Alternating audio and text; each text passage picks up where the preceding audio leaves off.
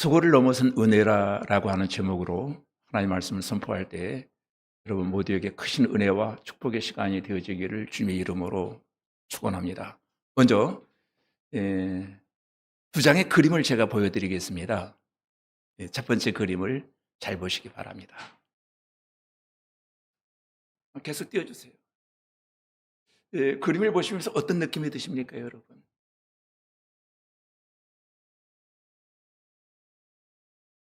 땀을 뻘뻘 흘리며 바위를 위로 올리고 있는 사람입니다. 왠지 모를 불안감이 우리에게 찾아옵니다. 멈춰버리면 떨어질 것 같고 계속 밀고는 있지만은 정상까지 닿을 수 있는지 확신도 없습니다. 이 사람의 이름은 시지프입니다. 온몸에 땀을 뻘뻘 흘리며 산 정상을 향해서 바위를 밀어 올리고 있습니다. 근육에 긴장감이 서려 있고요. 땀방울은 뚝뚝 떨어지고 인생의 무게를 느끼게 하는 그림이기도 합니다. 끊임없이 밀어야만 하는 인생의 수고, 그 수고 앞에 서 있는 인생의 현실이기도 합니다. 두 번째 그림입니다.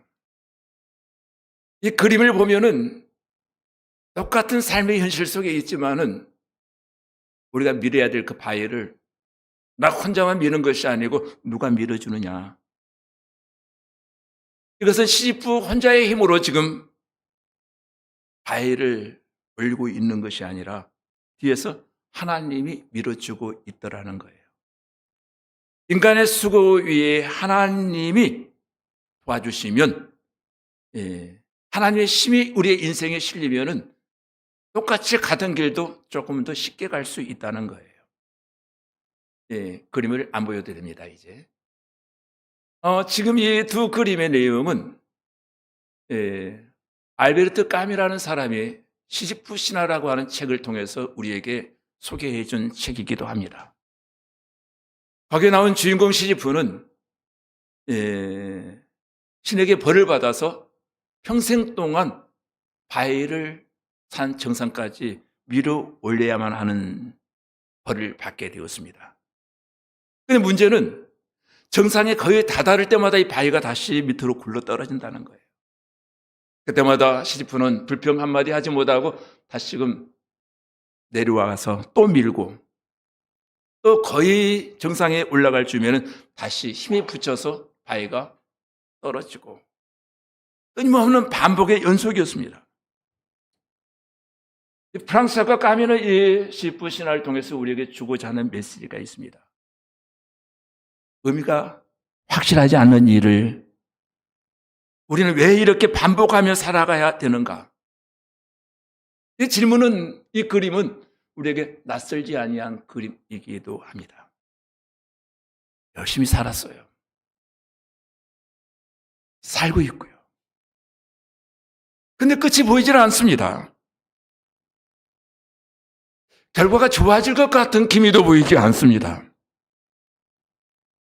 어디만큼 왔는가? 돌아보면 항상 제자리입니다. 나름 최선을 다해 살아왔습니다. 내일 또 같은 무게를 밀어야만 하는 삶. 우리는 어쩌면 바위를 미는 시지프처럼 살고 있는지도 모릅니다. 그래서 우리의 마음속 한켠에는 이런 질문이 올라옵니다. 인생 한 번 사는데 꼭 이렇게까지 살아야 하나? 내가 하는 수고에 과연 어떤 의미가 있을까? 열심히 살아왔는데 왜 나아진 것은 하나도 보이지 않을까? 까미는 소설을 통해서 주고자 하는 메시지는 하나입니다. 사람이 이 땅에 산다고 하는 것은 인생이란 끝없는 반복의 연속이더라. 산다는 것, 어쩌면 고통의 연속일지도 모른다. 이것이 인생이다. 이 말을 우리에게 주고 싶었던 것입니다. 그런데 오늘 읽은 본문에서 성경은 여기에 멈추지 아니하고 우리에게 주고자 하는 신령한 메시지가 있습니다. 이 짧은 문장 하나, 여호와께서 집을 세우지 아니하시면 세우는 자의 수고가 헛되고, 할렐루야. 무슨 말이죠?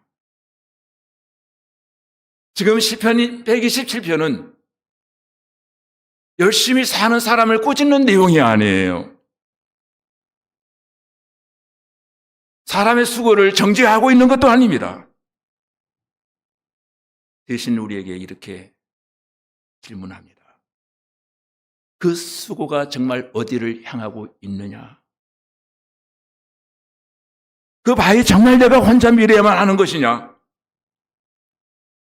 그래서 시편 127편은 이렇게 시작합니다. 여호와께서 집을 세우지 아니하시면 세우는 자의 수고가 헛되다. 무슨 말이죠? 너의 삶의 주인이 누구냐 이 말이에요. 너의 수고의 주인이 누구냐? 그리고 이 말씀을 기록한 사람은 아무것도 해보지 아니한 사람의 고백이 아니에요. 이 시편을 기록한 사람은 큰 성전도 지어본 사람이고 큰 집도 지어본 사람이고 부와 성공을 한 몸에 경험했던 사람, 솔로몬의 고백입니다. 그래서 이 시는 실패한 사람의 푸념이 아니라 성공한 사람이 꼭 남기고 싶은 경고의 말씀입니다. 집을 세우는 것 정말로 중요한 일이다. 광야와 같은 세상을 살아갈 때에 집이 있다고 하는 것은 얼마나 귀중한 일이냐. 그 집을 튼튼하게 세운다고 하는 것은 굉장히 중요한 일이야. 성을 지키는 것도 필요한 일이고 늘 깨어있는 삶을 사는 것 정말로 중요하다. 그런데 말이다. 솔로몬은 말합니다. 여호와께서 그 일에 함께하지 아니하시면, 너의 집을 짓는 일에 여호와께서 함께하지 아니하시면은 네가 그토록 지키고자 하는 그 성 개설에 하나님이 함께하지 아니하시면, 밤을 지새우면 네가 그 성을 지킨다 할지라도 전능하신 하나님이 너와 함께하지 아니하시면 그 결과가 어떻게 되겠느냐. 그래서 시편 127편은 우리에게 이렇게 초대합니다. 그래, 어떻게 하라고요? 나보고 어쩌라고요, 하나님? 이제는 혼자 하려고 애쓰지 말아라. 수고의 자리를 바꾸어라. 은혜 위에서 살아라. 이 말씀을 여러분이 청종하는 가운데 여러분 양 어깨를 누르고 있는 무거운 짐들이 조금은 가벼워지고 평안한 마음을 얻고 이 자리를 떠나가는 은혜가 여러분에게 임하여지기를 간절히 소원합니다. 오늘 127편은 우리에게 이렇게 질문을 던집니다. 너의 인생의 집 지금 누가 세우고 있느냐? 이 질문에 정직하게 우리가 답하지 않고서는 열심히 살아도 우리의 수고는 가벼워지지 않을 거예요. 1절에 주는 메시지가 뭡니까? 그게 수고하는 거 좋다. 그러나 하나님 없는 수고, 그것이 결코 결과가 좋아지겠느냐? 그래서 여호와께서 집을 세우지 아니하시면은 무슨 말을 지금 솔로몬은 하고 싶은 겁니까? 바로 이거예요. 하나님이 없는 수고의 한계를 지금 말해주고 있는 겁니다. 하나님 없는 수고는 아무리 새벽부터 밤늦게까지 한다 할지라도 그것은 헛수고로 끝나버리고 만다.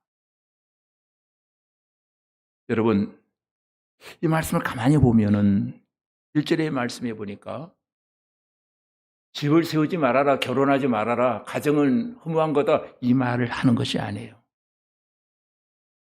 집을 세우는 거 중요한 일이야. 가정은 세워져야 돼. 일도 세워져야 되고 인생도 세워져야 돼. 성을 지키는 것도 필요해. 문제는 하느냐 안 하느냐의 문제가 아니라 그것의 주인이 누구냐 이거예요.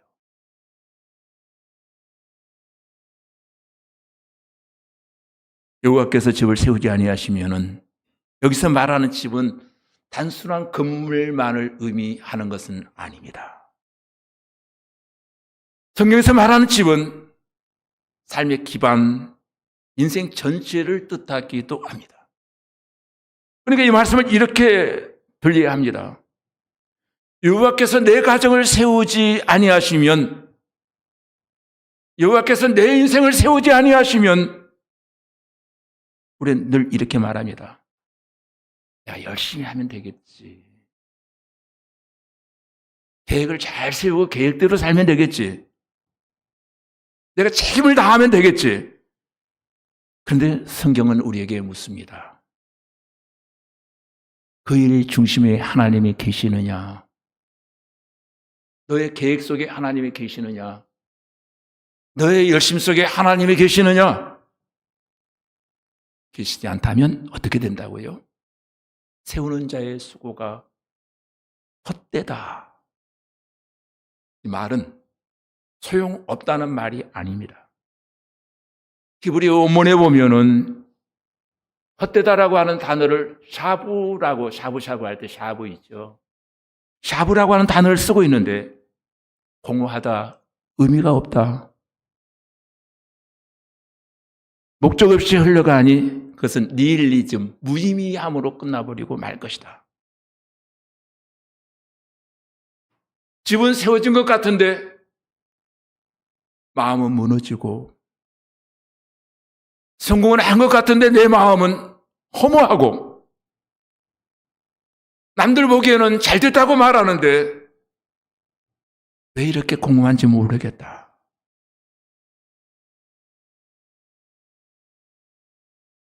그 마음의 상태는 하나님이 없는 수고의 특징이거든요. 겉으로는 멋지게 그럴싸하게 쌓아 올렸어요. 근데 속은 텅 비어 있어요. 무의미해요. 이것도 얻으려고 여기까지 달려왔었나? 의미가 사라져버려요. 그래서 본문은 말합니다. 여호와께서 성을 지키지 아니하시면은 지키는 자의 수고가 헛되다. 성은 뭐예요? 성벽을 세우는 이유는 적으로부터 보호받기 위해서 예벽을 쌓는 거잖아요. 위협으로부터 보호받고 싶다는 심리잖아요. 안전을 위해서 사회적 안전망을 네가 아무리 많이 구축하고 또 구축한다 할지라도 하나님이 함께하지 아니하면은 보호와 통제가 불가능하다. 우리는 열심히 나름의 성을 쌓습니다. 경제의 성을 쌓습니다. 관계의 성을 쌓고 자존심의 성을 쌓고 계획과 미래의 대비의 성을 쌓고 살아갑니다. 이 정도면 안전하겠지. 열심히 쌓았어. 그런데 하나님은 말씀하십니다. 내가 지키지 아니하면 그건 성이 아니야.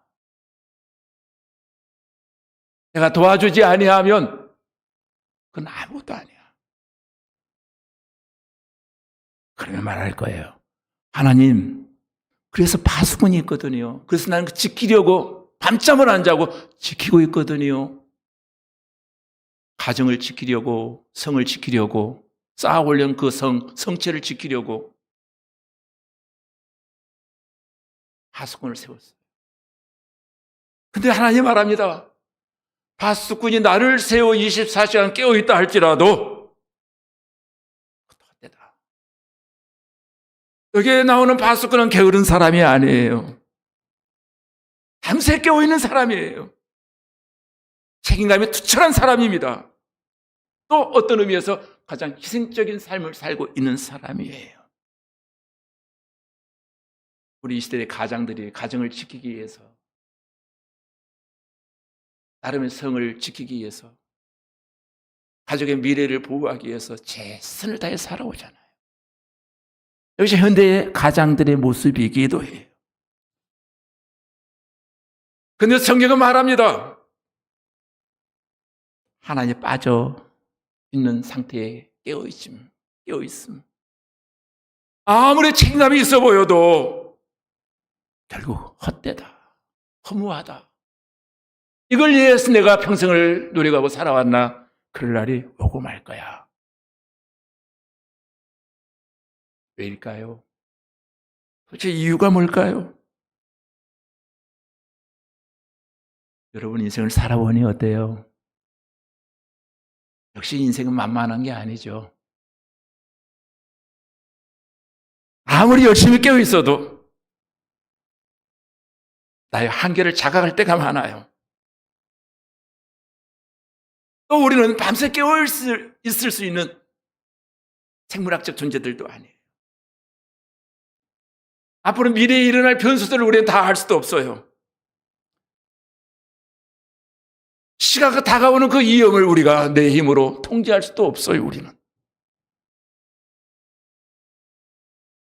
근데 하나님이 오늘 말씀을 통해서 우리에게 주고자 하는 메시지가 있습니다. 사랑하는 딸아, 사랑하는 아들아, 그거 혼자 지키려고 애쓰지 마. 노심초사 하지도 마.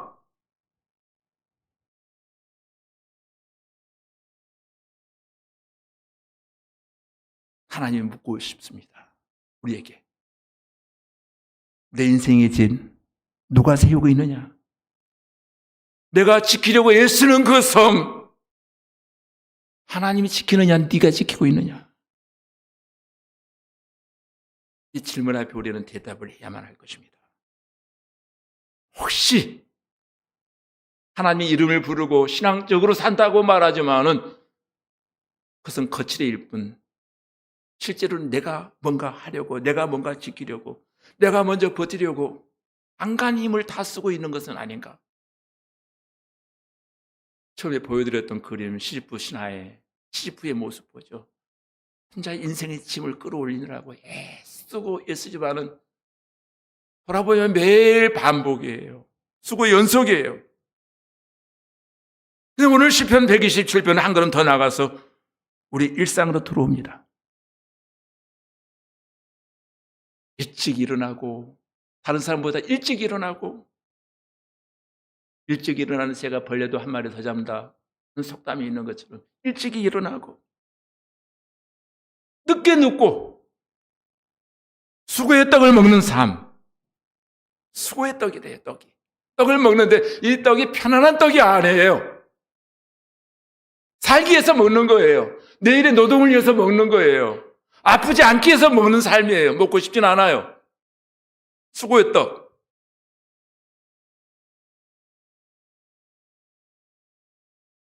어쩌면 저와 여러분이 그런 모습으로 살고 있지는 않습니까? 일찍 일어나야 돼. 많이 노력해야 돼.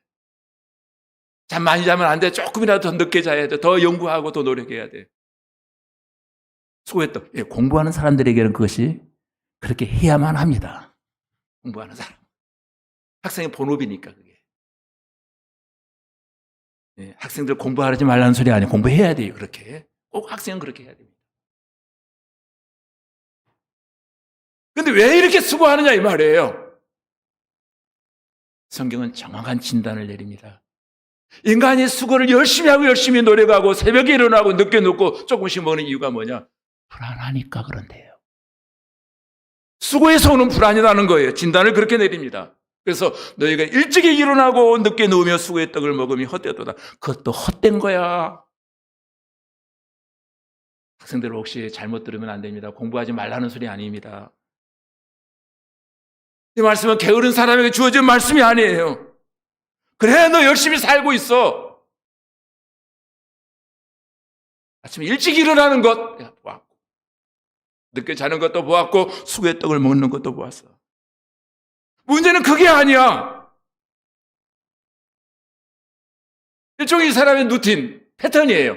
일찍 일어나고, 늦게 자고, 조금 먹는 것이 이 사람의 루틴이에요. 일종의 사람의 삶 패턴이었어요. 근데 지금 그 패턴을 지금 공격하는 것이 아니에요. 쉼없이 살아간다. 멈추지 못한다. 항상 뭔가에 쫓기듯 산다. 왜 이렇게 사니? 왜 그렇게 살아? 이유는 단순합니다. 심리적으로 불안하다는 거예요. 불안하니까 그렇게 산다는 거예요. 누군가에게 뒤처질까 봐. 이렇게 살다가는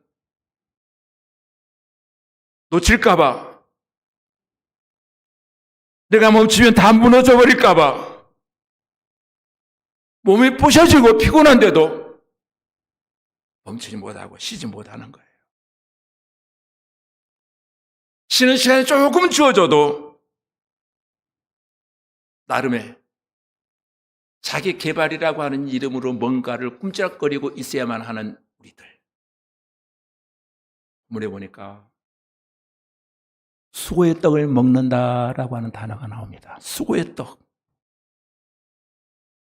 성경적 정확한 표현을 제가 해석해 드리겠습니다. 갑자기 고통 이야기하다가 떡 얘기로 넘어갑니다. 예, 오늘 예배 끝나면은 여러분 떡을 받게 되고 떡을 먹게 될 것입니다.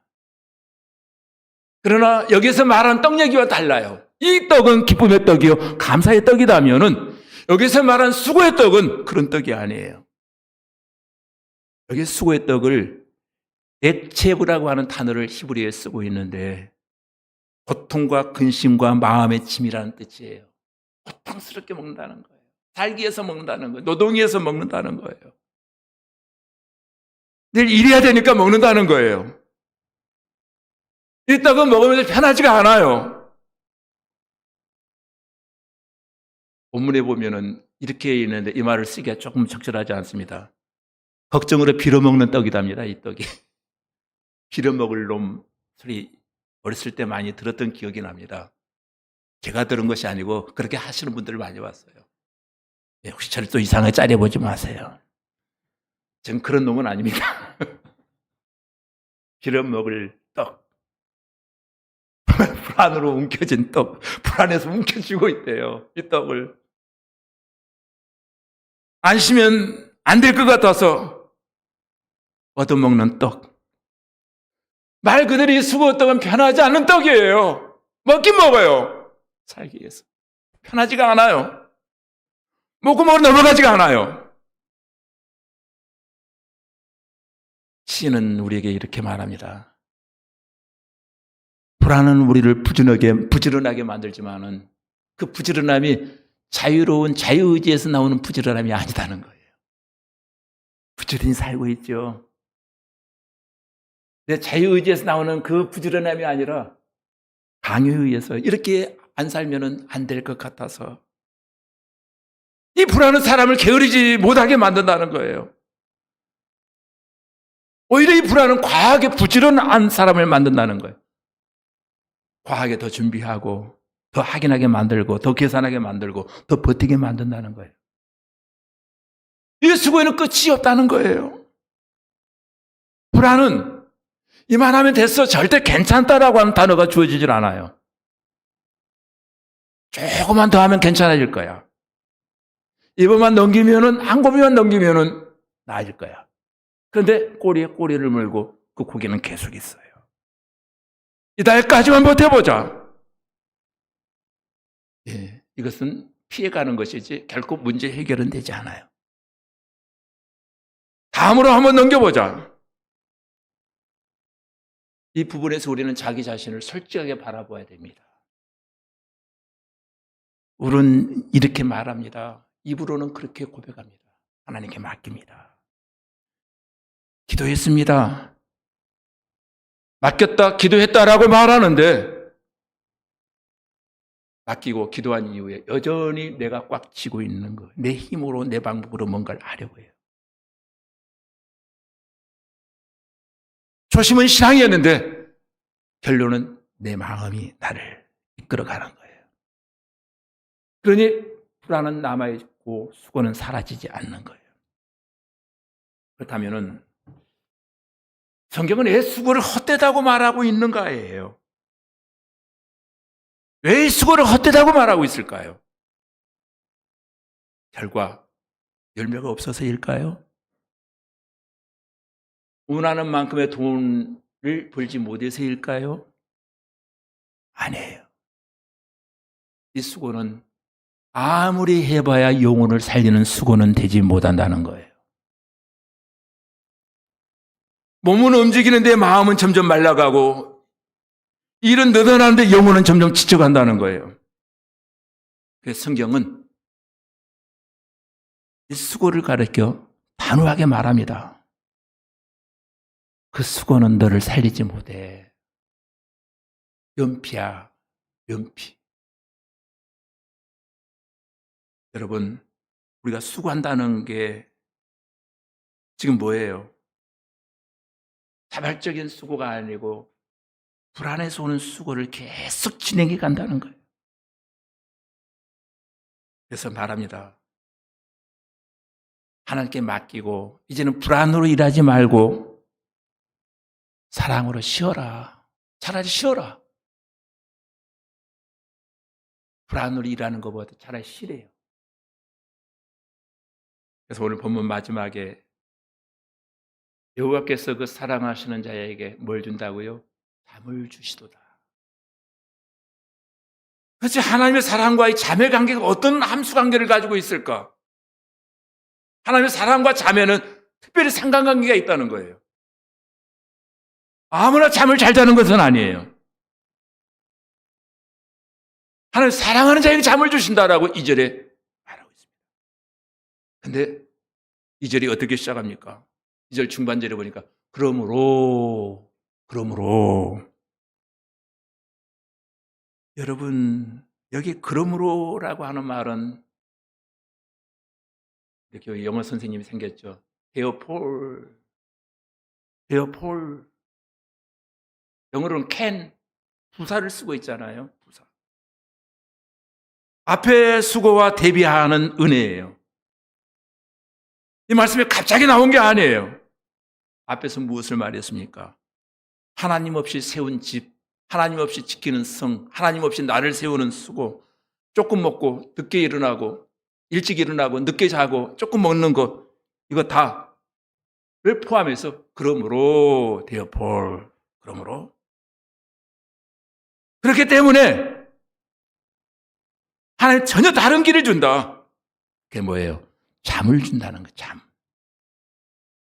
잠은 아무에게나 주는 것이 아니라 그 사랑하시는 자에게 잠을 주는도다라고 했습니다. 사랑하시는 자, 우리가 상식으로는 열심히 사는 자에게, 열매를 맺은 자에게 잠을 주는 것이 마땅한데 오늘 본문에 보니까 사랑하시는 자에게 잠을 준다는 거예요. 본문에 보면은 그런 뜻입니다. 너는 이미 택함받은 순간부터 사랑받는 존재야, 이 말이에요.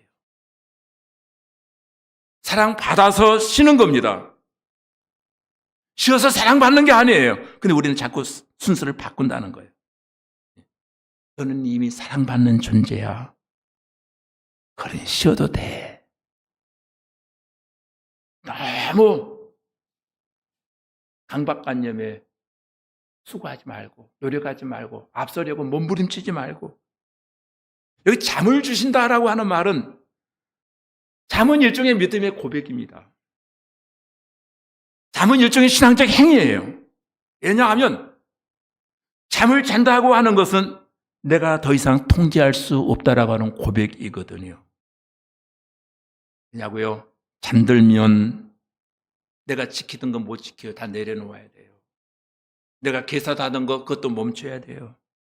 내가 붙잡고 있던 거 그것도 멈춰야 돼요. 그래서 이렇게 고백합니다. 하나님, 이제는 제가 주인이 아니라 하나님 주인이십니다. 하나님께 맡기는 것이 잠이에요. 우리가 잠드는 시간, 그 시간도 하나님이 열심히 우리를 지키시기 위해서 일하신다는 거예요. 멈추지 아니하시고. 우리가 잠들어 있을 때도 해는 변함없이 뜨고요. 하나님 일하시잖아요. 우리가 눈을 붙일 때에도 시간은 흘러가고요. 하나님 일하시잖아요. 우리가 내려놓을 때 하나님 일하십니다. 그래서 말씀하시는 겁니다.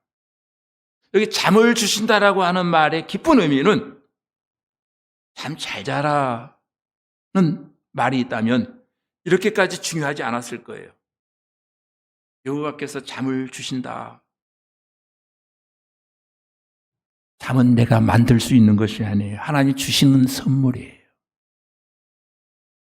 얼마 전에 잠을 자지 못해서 안에 고통당했던 순간들이 있습니다. 근데 이 잠이 알고 봤더니 하나님 주시는 선물이에요. 여러분에게 하나님이 주시는 선물이 많아서 좋아서 잠자리에 침상에 들 때마다 잠을 잘 자는 은혜가 선물이 여러분에게 허락되어지기를 주님의 이름으로 축원합니다. 이 잠은 불안이 멈춘 상태예요. 또한 책임을 내려놓는 상태이기도 합니다. 하나님께 맡긴 상태에서 안식의 신학을 잠이라고 말합니다. 잠을 잘 잔다고 하는 것은 하나님께 온전히 맡겼다고 하는 영적인 신호예요. 여러분, 잠은 잘 자고 계십니까? 잠 잘 주무시기를 주님의 이름으로 축복합니다. 잠을 잔다라고 하는 것은 이제 그만 애써도 된다. 조금 못 살아도 너는 이미 사랑받는 존재야. 그러니 이제는 내게 맡겨 쉬어라. 말씀을 맺으려고 합니다. 지금 읽은 시편 127편을 한 문장으로 정리한다면 이제부터 수고하지 말아라. 이 말이 아니에요. 혼자 수고하지 말아라. 그래서 1절은 우리에게 이렇게 말합니다. 하나님 없이 지은 집은 결국 공허해지고 아무리 멋지게 지어도 공허해지고 하나님 없이 지키려고 하는 너의 성체 결국은 무너질 수밖에 없단다. 우리가 지친 이유는 너무 열심히 살아서가 아니라 너 혼자 애쓰고 책임지려고 몸부림치니까 지친 거야. 그래서 2절 앞부분에 보면은 하나님은 우리의 삶의 현실을 정확히 진단하십니다. 너 매일매일 일찍 일어나지. 늦게 눕지. 불안해서 먹는 것도 물론 다이어트 하느라고 조금 먹는 사람도 있지만 너 매일 수고의 떡을 먹고 있지. 왜 근데 헛되다고 말씀하실 거예요? 결과가 없어서가 아니에요. 그 수고가 우리를 살리지 못한다는 거예요. 몸은 매일 움직이는데 마음은 점점 메말라가고 하고자 하는 일거리는 날마다 늘어가는데 영혼은 점점 지쳐간다는 거예요. 그래서 하나님은 마지막으로 전혀 다른 길을 우리에게 제시하십니다. 지금부터 내가 걸어야 될 길은 이 길이야. 하나님이 사랑하시는 자에게 잠을 주시는 도다. 그건 조건이 아닙니다. 보상도 아닙니다. 사랑의 결과입니다. 너는 이미 사랑받는 존재야. 이제 그만 쉬어. 잠이 많다고요? 잠이 잘 온다고요? 예, 축복받는 겁니다. 선물입니다. 이런 환경에서 잠이 잘 온다. 그것 하나님 주신 선물이에요. 사랑하는 성도 여러분, 신앙은 예수를 믿는다라고 하는 것은 내가 해야 될 수고를 없애는 것이 아니에요. 착각하지 마세요. 신앙은 수고의 중심을 바꾸는 거예요. 불안에서 은혜로 옮기는 거예요. 오늘 이 말씀을 통해 하나님은 우리에게 이렇게 초대하십니다. 이제는 그만해 써라. 애쓰지 않아도 너는 충분히 사랑받는 존재야. 그러니 지금부터 나에게 맡겨 쉬어라. 예배를 끝나고 돌아가시는 여러분들, 오늘의 주어진 한날의 삶이 여러분 양어깨에 짊어진 그 무거운 짐들이 조금은 가벼워지고 우리의 마음이 조금은 놓이게 되어지는 놀라운 축복의 역사가 여러분에게 임하여지기를 주의 이름으로 축복합니다. 기도하십시다.